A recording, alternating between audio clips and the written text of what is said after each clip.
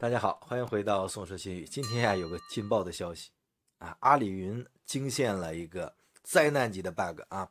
这个事件不仅让很多用户都感到担忧，也引发了我们对云存储安全的这个深度思考我们一来了解一下这个事儿的过程分析一下它的原因另外呢，看一下它将来可能会有什么影响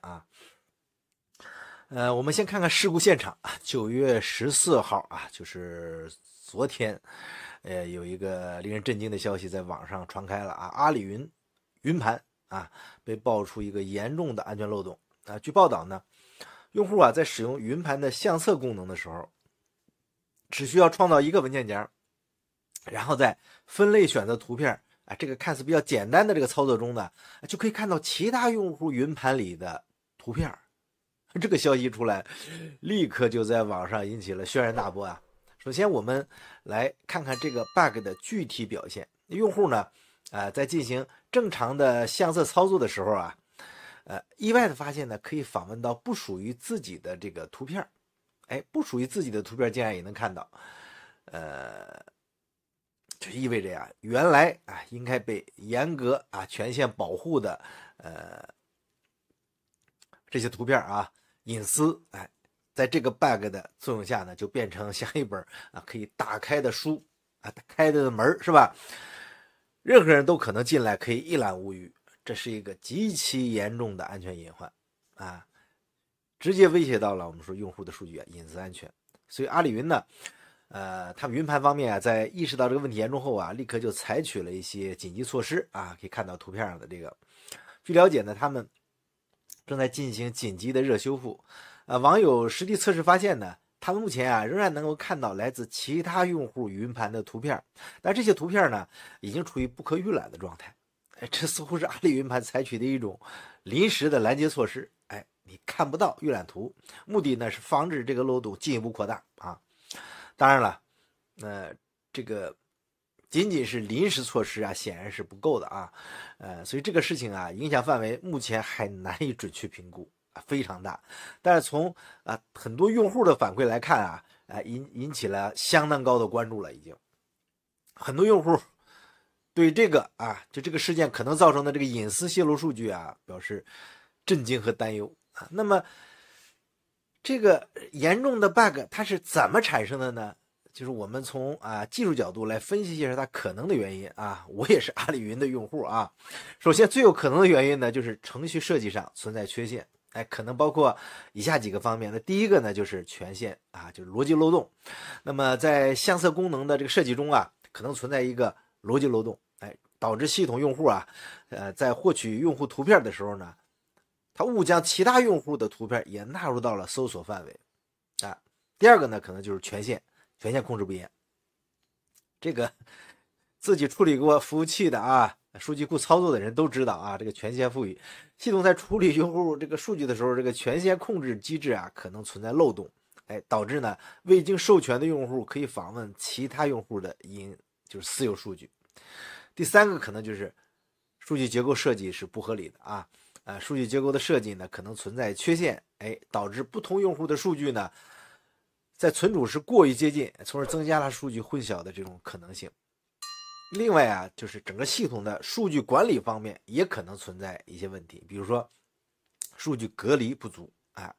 不同用户的数据在存储的时候呢，可能没有进行有效的隔离，导致数据之间是相互影响第二个呢，就是缓存机制不完善，那系统的缓存机制可能存在问题，导致这个缓存数据和原始数据不一致，从而引发数据混乱，这个也很有可能的再一个呢，就是架构系统的架构也可能存在问题，比如说板块的耦合度过高，那不同板块之间的耦合度如果过高，就导致一个模块它的错误呢可能影响到了其他的模块就引发了连锁的反应。再一个呢，就是系统复杂度过高，就是那种所谓堆屎包那种的，系统的复杂度过高，就增加了代码维护的测试和这个难度这就增加了这个发生 bug 的这种可能性。也有网友猜测呢，这个 bug 很可能是由这个 scope 查询语句它写错或者缺少查询条件导致的，也有人认为啊，这个可能是和阿里近期的大规模裁员有关。比如说有网友就说呢，经济形势恶化，企业大裁员是吧？技术人员呢失业降薪，那错误漏洞就会越来越多。毕竟所有的工作还是要靠人来维护的，人都走了是吧？那问题可能就都出来了。也有点道理啊。但是无论具体原因是什么，这个事件啊，毫无疑问给阿里云就带来了很大的这个信任危机。那许多用户就说呢，他们就不会再使用云盘云存储服务来保存自己的这个重要或者私密的文件了。有一位网友就说呀，我把云盘里边个人照片全删了，买了一个机械硬盘存储不联网。另一位网友也自己就更加极端了，他说不用手机，不打工回家种地，没人查到你隐私。是抬杠的。但是这些言论是有这个开玩笑成分，就反映出我们大家对于这个云存储还是有忧虑的，还是对它安全有担心的。当然了，也有网友提出一些自己的解决方案，比如就是说硬盘掉了怎么办呢？你直接把照片弄成2进制文件是吧？然后手抄下来放到保险箱里边，永远也不会丢失。这个方法太绝了这个建议呢，听起来是有点荒谬，但是也从另外一个角度反映出有的人对数据安全的这种极度的重视，但是大部分人还是比较理性的态度就网友说呢，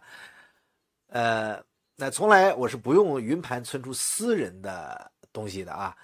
一看这个需要读取权限我就果断放弃了。自己存 U 盘多稳呢是吧？这种做法可能代表了很多普通不太懂计算机用户的选择，把重要的和隐私的数据存储在本地，而将不那么敏感的数据呢放在云端。这个方法吧，也难说就安全但是也有一些用户呢，就选择更专业的方案，比如说就和我有点类似。他说，自从10年前360云盘呢开始收费，就改用 NAS 了，数据还是存在自己手里踏实。这个 NAS 确实给那些既要便利又不愿意完全依赖这个公共云服务的用户提供了更好选择。那当然 NAS 也有问题，我自己的 NAS 呢也出过几次大的事故所以这个就有人抬杠了，说你完全存在本地也不是最好的方案，不是无懈可击的比如说过去都是硬盘和 U 盘泄露的这个红起来的，我们陈老师冠希老师是吧？这就提醒我们呢，无论是云存储还是本地存储，都有各自的优缺点和潜在风险。关键你要根据自己的需求和风险来承受，能够做出你这个明智的这么一个选择来。所以从更宏观的角度来说呢，这个事件不仅仅是阿里云一家公司的问题，它反映出其实整个云存储行业在安全性方面都可能存在类似的这种或者说普遍的问题。有网友就发表自己的看法说，云安全，苹果好莱坞全明星大白豚还历历在目呢是吧？一般人都忘得干干净净了所以当时呢闹得沸沸扬扬的，要是黑客对国内的这些感兴趣，或者数据连通国内的话呢，那整个横店全明星估计也都有了。你真别说因为这个明星用的手机都是大牌的好的手机，但是云存储一旦出问题了，你想想。所以这个评论就提醒我们呢，即使像苹果这样的科技巨头是吧，也曾经遭遇过严重的安全事件。所以呢，我们在使用任何云存储服务的时候呢，都要保持警惕，不能过分依赖单一的存储方式那现在呢，对于这样的安全隐患，我们普通用户应该如何来保护自己的数据安全呢？那下边是我的一些建议第一个就是多重备份就像网友说的一样，一个不够至少2个买个硬盘阵列盒做 RAID 1就可能安心多了。虽然这个可能是有点专业对普通人来说，但是它核心意思是正确的。重要的数据应该有多个备份最少要2个到3个第二个呢是区分存储，将重要的敏感的数据存储在本地或者离线设备上，并且是多重备份，把不那么重要的数据呢放在云端，什么程序啦、视频啦什么那些不是自己的视频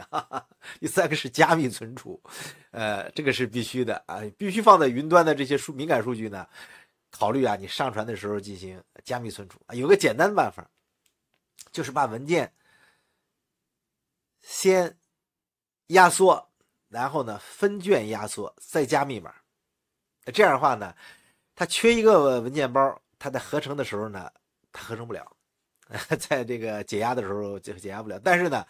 如果你自己丢了，那完了，你也弄不开，等于是相当于是你这一个压缩文件呢，变成了，比如说分成5个包，就5把钥匙，这5把钥匙才能打开这个门的，你丢了一把就打不开了。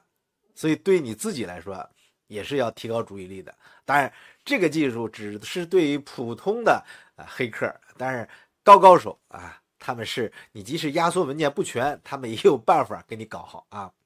最后一个第4个吧，就是定期检查啊。你定期检查自己的云存储账户，确保呢是没有异常访问或者是数据泄露。你本地的也需要定期访问啊。你那个光盘啊，尤其是光盘，放时间长了，有时候会粘连啊，尤其是温度这个湿度不合适的时候啊，发潮发霉，对光盘都有影响。第5个呢，就使用强密码和2步验证。这样呢，也可以大大增加这个账户的安全性。那最后一个呢，就是关于隐私的政策。你在使用云存储服务的时候啊，你要仔细了解这个服务提供商提供的隐私政策，这个是大家都忽略的。因为大多数政策呢，你是无从改变他们，你只能忍气吞声去接受他们，对吧？因为是免费的，免费的其实就是最贵的啊。所以对阿里云来说呀，这个事件啊，它是一个严峻的考验，因为正好放